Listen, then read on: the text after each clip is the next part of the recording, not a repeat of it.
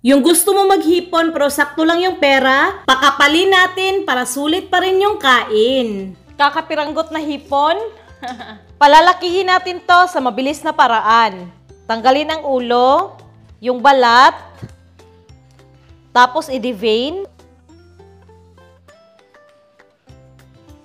Yan hindi ko tinanggal yung buntot para may design. Ito na-devein ko na lahat. Ito, wag itapon, pero ito gawing stock pang padagdag lasa sa mga sabaw-sabaw. Tapos itong mga hipon, i-butterfly natin. Ganyan, At ayan, na-butterfly ko na lahat. Ang bilis lang. Titimplahan lang natin ng asin, konti. Pitik-pitik lang yung asin, guys. Huwag damihan. Tapos paminta. Ayan na, Tampal-tampalin lang. Tapos, itabi muna. Kakapiranggot na carrots at spring onion. Hiwain lang natin to ng pino. Ito, nahiwa ko na lahat. Lipat lang natin sa bowl.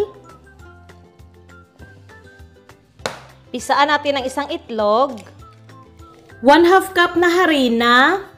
Timplahan ng asin, paminta. At wow sarap or magic sarap. Kayo na bahala kung gusto nyo padagdagan ng iba pang pangpalasa. Pag ganito na halong-halo na, unti-unti nating lagyan ng tubig. Tapos haloan. Kulang pa. Dapat paunti-unti lang talaga yung tubig para matansya natin. Pag ganito na yung consistency, okay na to. At bilisan na natin na. Magpainit na tayo ng kawali. Samahin ng apoy lang. Yan. Konting mantika. Ganito lang, okay na. Habang nagpapainit tayo ng mantika dito sa gilid, may nahanap pala akong cheese na 48 years na sa ref. Tira-tira lang to, no? Lagyan natin itong mga hipon. Kung wala kang cheese dyan, okay lang na wag nalagyan, ha? Huwag mo pahirapan yung sarili mo. Yan, nalagyan ko na lahat. Okay na yan. Okay na itong init ng mantika. Itong hipon, patungan natin ng flour mixture. At i-fry sa katamtamang init ng mantika.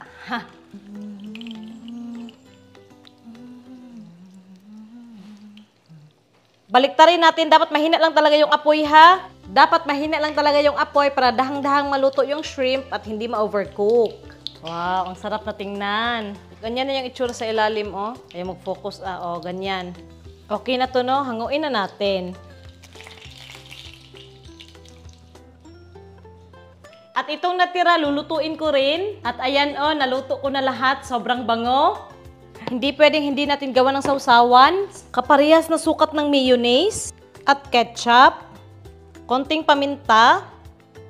Siyempre, dapat haloan. Diba? Meron na tayong masarap na sauce. At subukan na natin to, no? Yan, sausaw. Wow.